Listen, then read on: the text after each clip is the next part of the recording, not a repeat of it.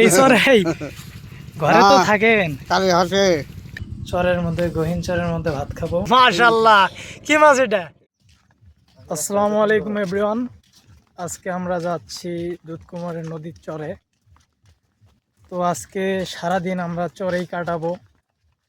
আমার সাথে আছে আরো ভাই ব্রাদার, ফরাদ আছে, বড় ভাই আছে, আরেকজন আঙ্কেল আছে। তো আমরা আজকে চরে সারাদিন কি কি করি তা আপনাদের দেখাবো এবং চরের মানুষের জীবনযাপন আপনাদের দেখাবো। তো আমরা চরের মাঝখানে আসার পর এক বাড়ির মধ্যে দেখতেছি যে গরুর যে খাবার দেই আমরা, ওটাকে চারি বলা হয়। ভাই চারি বলা হয় না? ও চারি, কিন্তু এইখানে এরা খাবার দিচ্ছে হইলো নৌকার মধ্যে, ভাঙা একটা নৌকা। এই নৌকাটা ফেলে না দিয়ে এরা কাজে খাটাইছে। তো চরের মানুষের জীবন।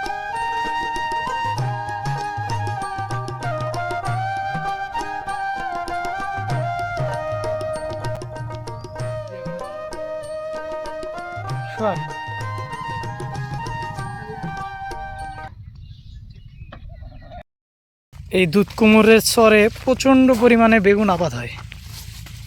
যেদিকেই দু চোখ যায় আপনার শুধু বেগুনের আবাদ।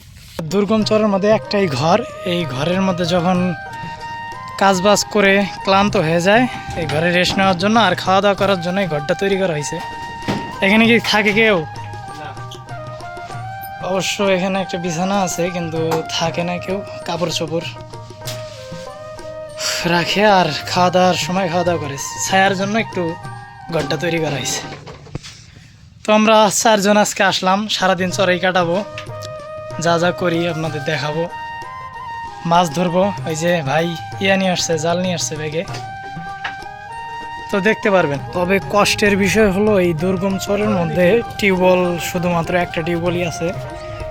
এই বিশাল চর, পুরোটাই বেগুনের আবাদ, কিন্তু এই চরের মধ্যে একটা টিউবওয়েলই আছে, একটা মাত্র ঘর আর একটা মাত্র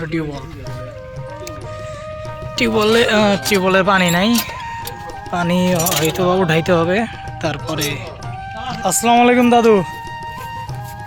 ওয়ালাইকুম সালাম। দাদু কেমন আছেন? ভালো। তো চরের মধ্যে হাঁটতে হাঁটতে এক দাদুর সাথে দেখা হইলো। হ্যাঁ, দাদুর বাড়ি কোন জায়গায়?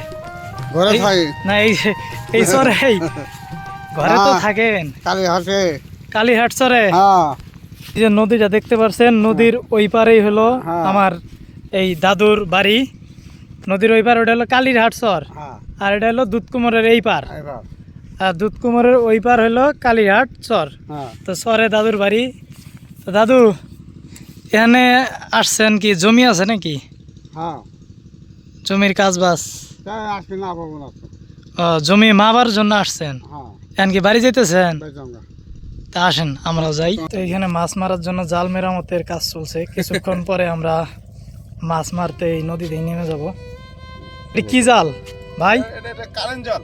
কারেন্ট জাল? হ্যাঁ, কারেন্ট জাল বলা হয়। যেহেতু এই জালটা অবশ্যই বাংলাদেশে নিষিদ্ধ, কিন্তু আমরা প্রত্যন্ত অঞ্চলে এইভাবে অভিযান হয় না, তো এই জাল দিয়ে মাছ এখন আমরা ধরে খাচ্ছি। এটা সব ধরনের মাছ আটকে এই জালের মধ্যে নাকি? হ্যাঁ, এটা যেহেতু একটা ফাঁসের সাথে নির্ণয় করা হয়, এটা যেহেতু খুব বড় ফাঁসের, এটা 1/2 কেজি থেকে 2 কেজি পর্যন্ত মাছ এটাতে বাঁচবে।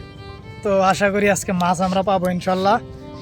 এখানে এই যে সবাই আছে, ওরা 4 জন, চাচা, আমার বন্ধু ফরাদ আছে, আমি আছি। তবে মজার বিষয় হলো এই যে নদী যে আছে, এই নদীর মাঝখানে ধান লাগাইছে।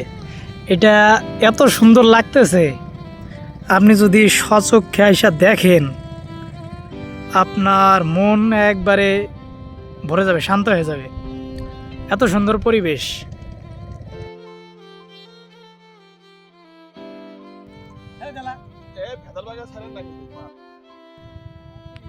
তো আমাদের জাল মেরামতের কাজ শেষ, এখন আমরা মাছ মারার জন্য পানিতে নেমে গেছি।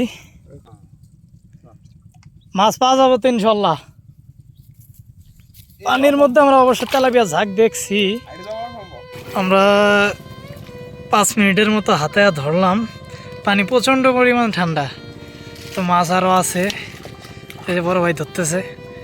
জালও বসাইছি আমরা 2টা, জাল থেকেও মাছ কিছুক্ষণ পর উঠাবো, দেখাবো ওগুলো। প্রচণ্ড পরিমাণ ঠান্ডা। ও মাশাল্লাহ, জাল উঠাইতেছি আমরা।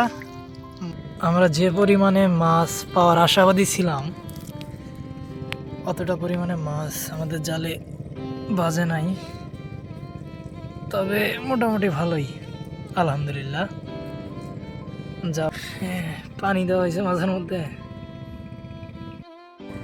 ভাই ডুব দিলেন, মাছ ধরে উঠবেন, ডুব দেন। দেখা যাক, চেষ্টা করবো ধরতে পারি কিনা। দেখি ভাই মাছ পায় কিনা।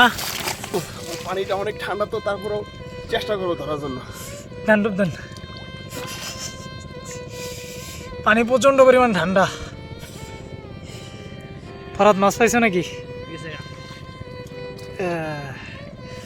ভাই ডুবছে, দেখি ভাই উঠতেছে। ভাই মাছ পাইছেন? হ্যাঁ, অবশ্যই অবশ্যই একটা মাছ পাওয়া গেছে। মাশাআল্লাহ, কি মাছ এটা? এটা ভাই আমাদের অঞ্চলের ভাষায় এটা ঢেঁড়াই মাছ বলা হয়। আচ্ছা, এই যে মাছটা যদি দেখাই। ও ভাই ডুব দিয়ে মাছ পাইছি ইনশাল্লাহ। আমাদের মাছ ধরা শেষ, মাছ ধরে গোসল টোসল করে এখন আমরা ভাত খাবো। চরের মধ্যে, গহীন চরের মধ্যে ভাত খাবো। তো যে পরিমাণে মাছ পাওয়ার কথা ছিল আমরা ওই পরিমাণে মাছ পাইনি, ওই জন্য আপনাদের দেখাইলাম না। পাইছি তো আজকে যে আমাদের বেগুন দিয়া বেগুন মাছ, আলু আর যাই হোক ভাত।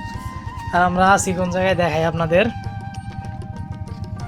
এই চরের মধ্যে শুধু একটাই ঘর, এই ঘরটা করা হয়েছে শুধুমাত্র ওই যে এই ক্ষেতের যে কাজ করার জন্য জিনিসপাতি এখানে রাখা হয়।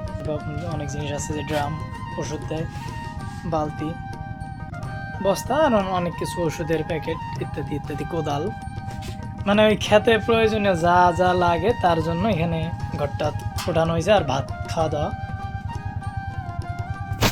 তো সারাদিন আজকে চরে ঘুরবো, দেখাবো আপনাদের চরের জীবনযাপন। বাজার বাজারও কম, বাজারও কম, ফলনও কম, বাজারও কম। বর্তমান ছিল বাজার ভালোই, এখন বাজার কম। 1400 টাকা করে বাজার, 800 টাকা আসছিল, 600 টাকা আসছিল, 400 তো আসছিল। কাঁচামালের বাজার এই নামা ওটা নামার মধ্যেই থাকে। হ্যাঁ, এরকমই থাকে। তো এই তো এদিকে আবার বেগুন ডালের সাথে ভুট্টা দেখতে পাচ্ছি। চরে আসলে আপনি কিছু দূর পথ হাঁটার পর জায়গায় জায়গায় দেখতে পাবেন বড়াই গাছ। এই বড়াই গাছগুলো প্রচণ্ড পরিমাণে বড়াই ধরে আছে, তবে খাওয়ার মতো কেউ নাই। তো নদীর ধার দিয়ে ধানের বীজ রোপণ করা হয়েছে। আমাদের এলাকায় আঞ্চলিক ভাষায় আমরা যেটাকে বলি বেসন। ওই যে ওখানে মুরব্বী দাদু ধান লাগাইতেছে। তবে চরের যে নদীগুলো আছে এখানে ধান লাগাইতে হলে আপনার বালু মাটি, তো ওই যে অন্য একটা হাতিয়ার বা পাসুন আমরা যেটাকে বলি, বা কাশি, এরকম জাতীয় ধারালো কিছু দিয়ে মাটি আগে খুঁড়ে তারপরে ধানটা লাগাইতে হয়। দাদু, ও দাদু, ধান লাগাবেন নাকি? হ্যাঁ, এখনই? আচ্ছা, তো আরেক দাদু আসছে, উনিও হয়তো বা ধান লাগাবে। দাদু নৌকা গিয়ে আটকা বসছিল এতক্ষণ, আই গেল না যে এতক্ষণ।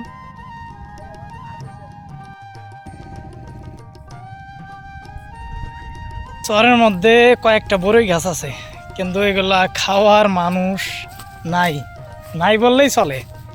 কারণ এখানে কিছুক্ষণ পর, মানে কিছু দূর পর পর কিছু জায়গায় এত পরিমাণে বড়ই গাছ, যদি দেখাই আমি, অসংখ্য পরিমাণে বড়ই গাছ। এগুলো যখন বড় হবে আর অনেক বড়াই ধরবে। এই যে এই গাছে প্রচণ্ড পরিমাণ বড়াই ধরছে, যদি আমি কাছ থেকে দেখাই। এগুলো এখনো পাকে নাই। 3-4 দিন আগে, না হলে 4 দিন আগে। কালকে কথা কাটছে। তো ওই পিচ্ছিক আমি অনেকক্ষণ আগেই দেখে গেছি, এখানে মাটি খুঁড়তেছে, এখনো আছি। ভাইয়া, তোমার বাড়ি এখানেই? কোন ক্লাসে পড়ো? ক্লাস 4। গোসল করবা না? তুমি এটা কি বানাইতেছ এনে? প্রতিদিনই খেলো? এই যে ছোটবেলায় আমরা যখন নদীর ধারে, অতটা আমার আসা হয় নাই, যারা নদীর পারে বাড়ি, বা ছোটবেলায় এইভাবে মাটি দিয়ে ঘর বানাইতেন অনেকেই, খেলছেন। তো সেই অতীতে ফিরে গেছে। তো এই দিক দিয়ে বেগুন তোলা হচ্ছে আর এইখানে বস্তা লোড করে রাখা হইতেছে।